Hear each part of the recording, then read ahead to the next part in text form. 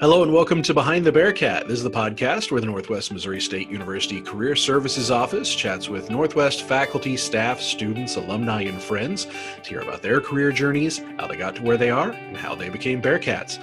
I'm Northwest Internship Coordinator Travis Klein. And I'm Hannah Christian, the Assistant Director of Career Services here at Northwest. And today's guest on our podcast is Levi Bradley, senior English education major who really enjoys Dungeons and Dragons, games like Hades, likes to draw as well. I get that. I love to draw.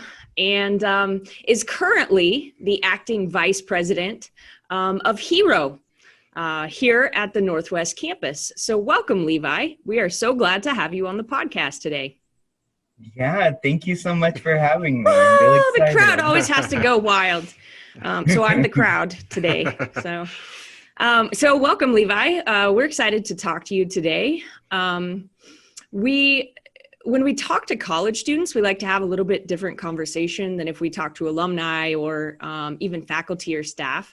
And so one of the things that I'm always interested in knowing is, how did you come to Northwest? Ooh. So I originally had thought about being an art major and was looking at colleges all the way over in Georgia. And my parents got real anxious about having me be far away. So to sort of appease me, they started looking at colleges nearby. And when I decided that I actually wanted to be a teacher, then my dad found Northwest and said, oh, they have a really good teaching and education program. And so I came down to visit because I was visiting as many colleges as I could. And I got to see the campus. I saw the DEI office, and I got to talk with Dr. Hoy, who's my advisor now. And I sort of fell in love with it, and it became my first choice.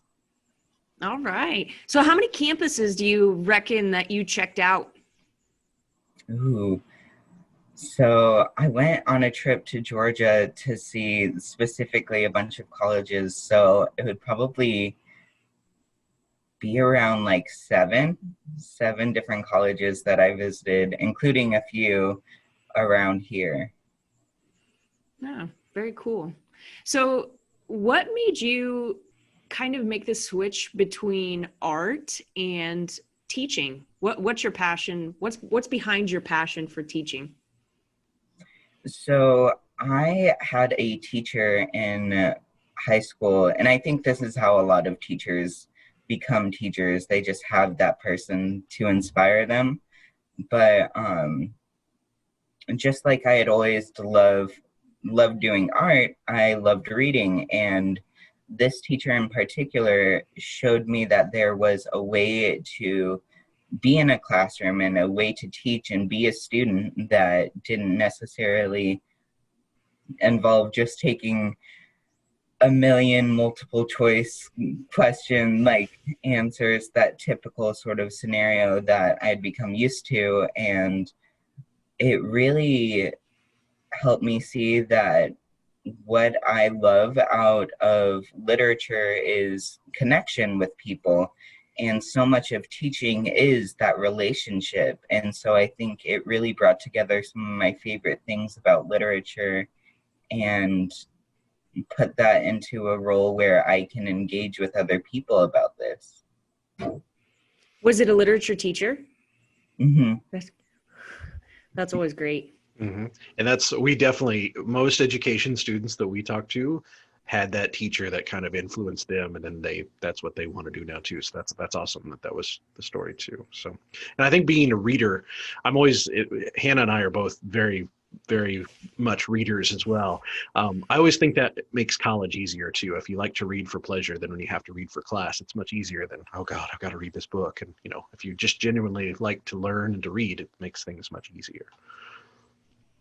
It's really funny because sometimes it does make things easier, but then I'll be like, oh, I've read 2 books that I've just been wanting to read and didn't read what I was supposed to. I'm very guilty of that as well. Yeah, me too. What's your favorite, I would say, style of literature or time period of literature? What really got you interested in literature, and what do you prefer to read? So I am really flexible with my reading. I think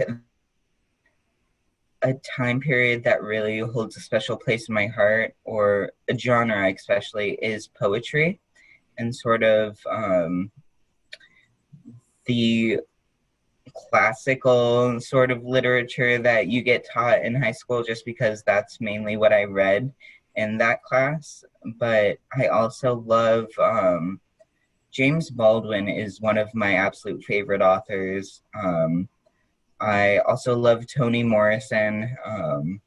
She's amazing.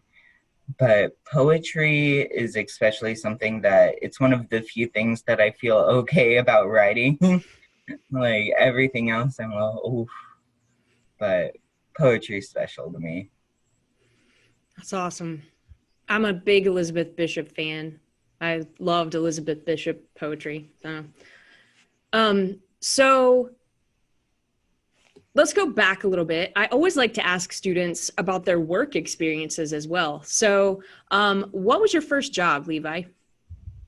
I worked at McDonald's. I High five. Everybody in my town worked at McDonald's. That was their first job. So like it was like a rite of passage, the McDonald's working. Yes, it was an experience. I got weird and wild stories from working at McDonald's. It's the first job. Did you flip burgers, or did you have to take money, or what was your area of expertise as a McDonald's worker? So I had experience working all of the positions, but mainly what I did was either drive through or sort of running the crew, the back area. So I was pretty flexible. They just shoved me in wherever they wanted me, and I went for it. So what did you pick up? So as a first job, I always feel like that kind of leaves an impression on a person. What did you learn from that first job? I think, it definitely taught me how to be more spontaneous. There were a lot of instances where things were happening real fast and real quick. You had to be ready for all of it. But there were also just instances of I got to experience really unique people on the job, either coworkers or just random customers. And that was actually something that has always stuck with me, just little stories that I'd get out of people, and I always enjoyed that. So it sort of stuck with me, this habit of asking people their stories whenever I get the chance. I think that's what you mentioned in the previous bit there about making connections. And I think there's a real connection there when you realize that the people that you see every day also have all of those stories that you're reading in literature. Like all those stories are in people. Like if you can really listen and draw that out, those people have those stories in them. I think that's super fun as well. So, okay, so you worked at McDonald's. So where did you go from there? Have you worked anywhere else? So I've worked at the diversity and inclusion office here on campus. And those have been my two main jobs, because I kept my McDonald's job for years. Every summer I would come back and work there. And I had the diversity and inclusion job for a little over a year. But those have been my two main work experiences, besides little things like babysitting. Mm-hmm. What was your title? Diversity and Inclusion Office Coordinator. What did you do in that role? Like, if people aren't familiar with the DI office on campus, like what kind of stuff do they do? And then what did you do as a student for them? So I would work with Adam to put on different events. I did a little bit of like secretary scheduling things for him, getting connected. But I also would do things like we have safe zone trainings where I would go with Adam and I would go to different faculty and staff or teachers, and we would discuss sort of LGBTQ educational stuff and get people familiar with terminology and stuff. And then I'd also be there for like movie nights, and uh, so it was mainly the events aspect that we covered. And I had other coworkers that would do things like oversee the social media and stuff like that. What things surprised you, or what did you learn in that role, kind of teaching and training other people? Mhm. I think I learned that people are inherently not very confrontational, which I know may be a weird thing to take out of that.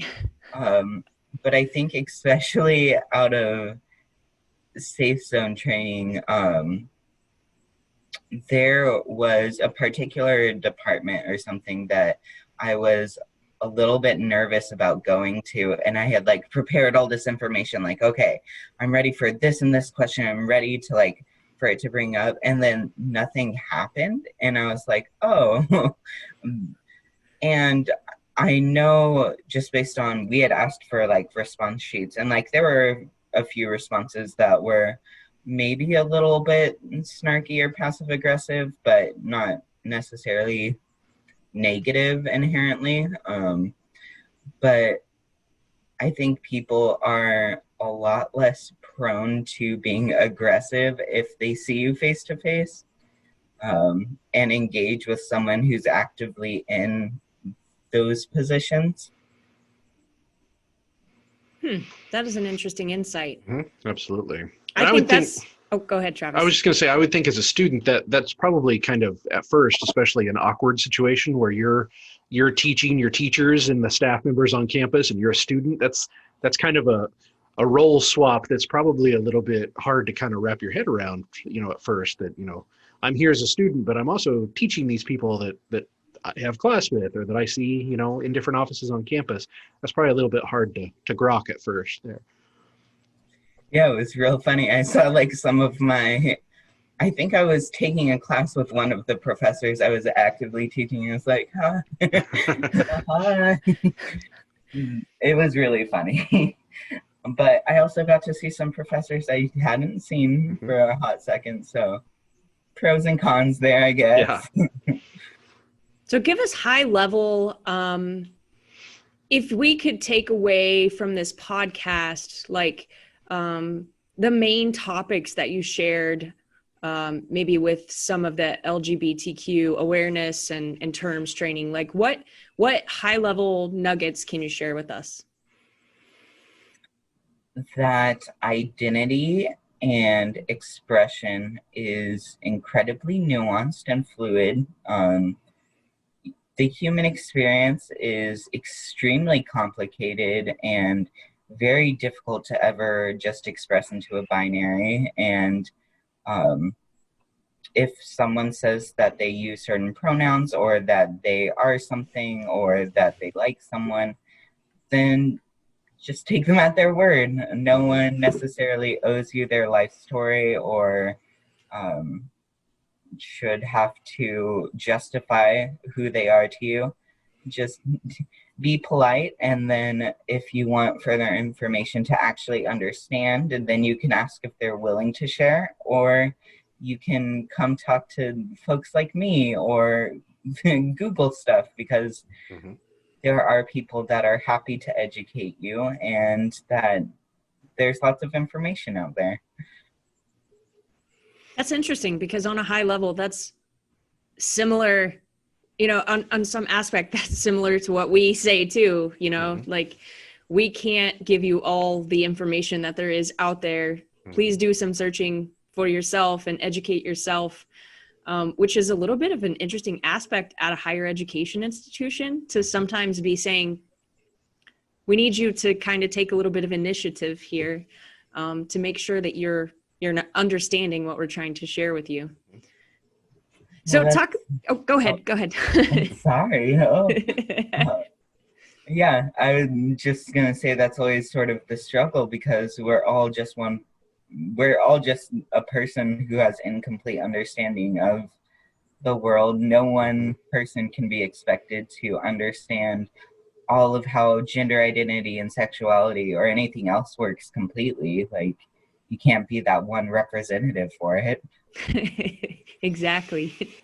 So can you tell us about H.E.R.O? Yeah, so H.E.R.O, its full little name is Helping Everyone Regardless of Orientation. Um, it's an organization where we meet together.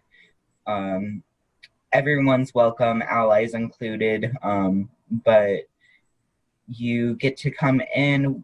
The meetings usually look like we have introductions, then we have sort of a rundown on what's happening in the world on campus, anything pertinent. And then we have discussions about either experiences of being LGBTQ or different issues that we find relevant, or sometimes we talk about relationships and things like that. And then we'll have little events and stuff sometimes to just um, connect with one another. Like, we'll play board games or something. And is that an organization? Were you part of H.E.R.O before you worked for the DI office, or did you work for the DI office first and then find H.E.R.O, or both at I the same was in time? H.E.R.O pretty much for the first time that I got on campus, and then uh, I met Adam through that, and then I sort of wiggled my way into that position, figured that out. So in in an organization that's trying to educate and also be inclusive, I'm trying to kind of distill a question here about leadership. What have been your experiences as a student leader on campus? So I think that as someone who's become sort of this representative, I've had to be more conscientious of how I engage with people that aren't necessarily as educated, because especially now that I am a senior and I am sort of and a peer advisor and like looking over these freshmen that have just joined and that are here, um, I sort of want to protect them a little bit where they aren't in the role of always having to educate, and that they have this space where they are able to be safe and to be themselves. And I think my role, I've really hoped to make that space something safe for them, make sure that they have room to be themselves and to express themselves and explore themselves.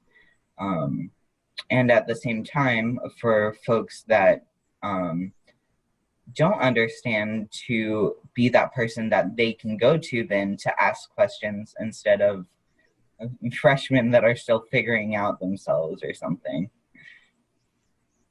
That's great insight, I think, into that. Can you talk about being a peer advisor a little more? How did you discover that? Can you tell us what it is, maybe? And then, yeah, just what is it? How did you discover it? Do you enjoy it?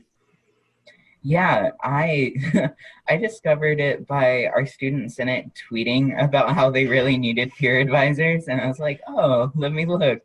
And then it's essentially you are paired with a teacher for a university seminar, which all freshmen and transfer students have to take. And you're sort of there as a resource for the teachers and the students to help them however they need, facilitate relationships and other things like that. And that's especially important, I think, for professors to get help this semester.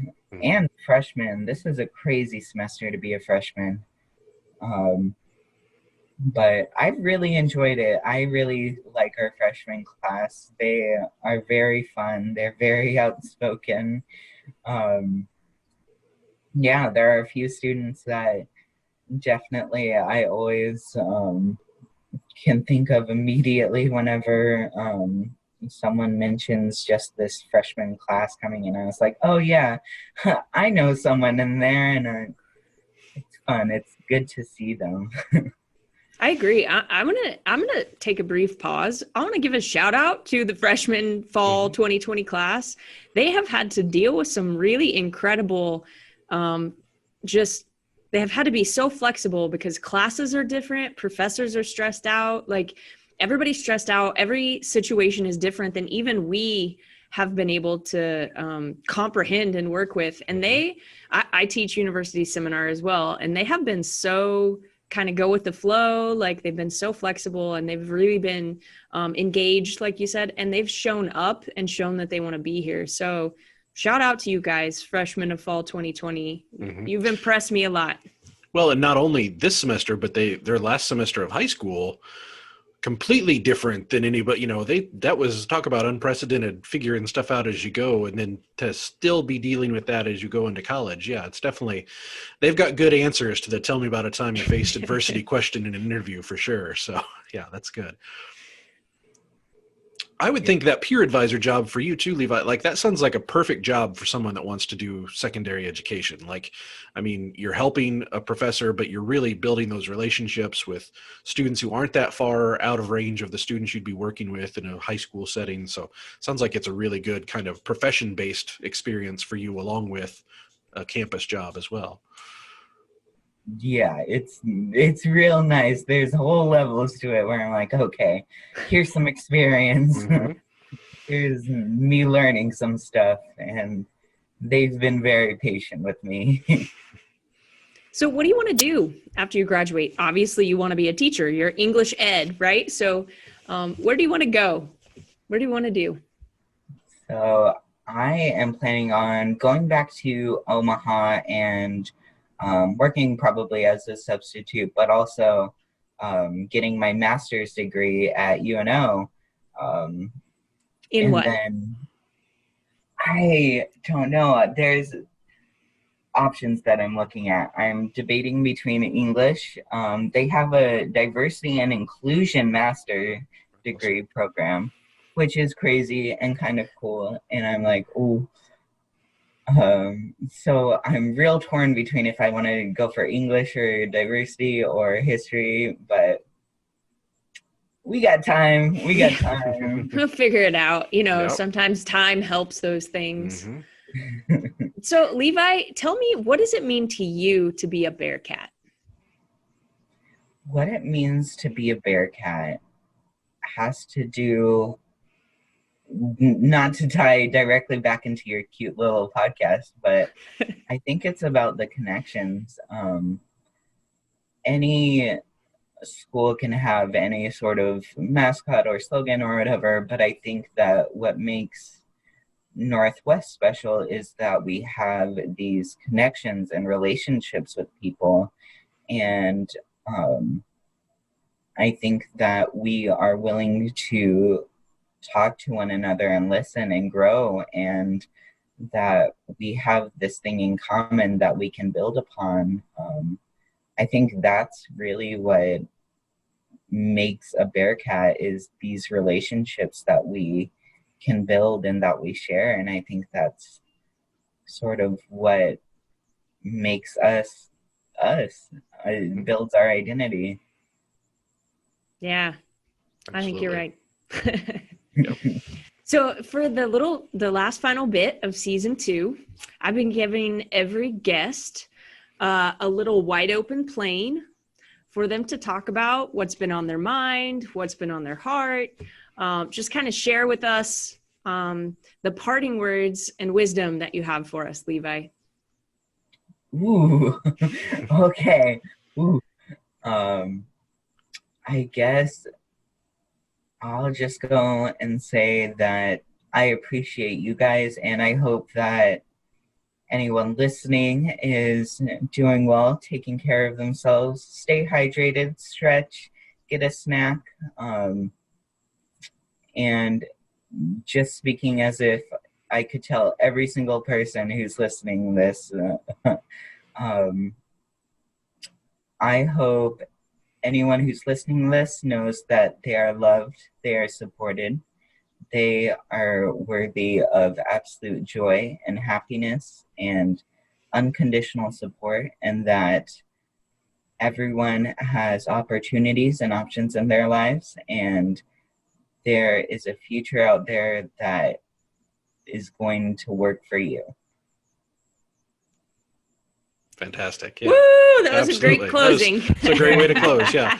Well, we appreciate you, Levi. We appreciate your leadership on campus. I don't think people realize all the stuff that you were involved with on behalf of H.E.R.O and the DI office. And thank you. Not only are you a student at Northwest, but you're a leader at Northwest, and you're an inspiration, honestly, to some of us on staff that we need to do better, because if we can expect a student to do all the stuff you do, then it's the least we can do to do more too. So thank you for all that you've done for Northwest as well. Thank you so much. Yeah. I really appreciate it. All right. Well, that will do it for another episode of Behind the Bearcat, and we will talk to you next time. Hey guys, we hope you enjoyed that episode. Don't forget to follow on your podcast platform of choice and on YouTube. Also, click the little notification bell on YouTube so you never miss an upload. And you can follow us on social media on Twitter, Instagram, and we have a LinkedIn page.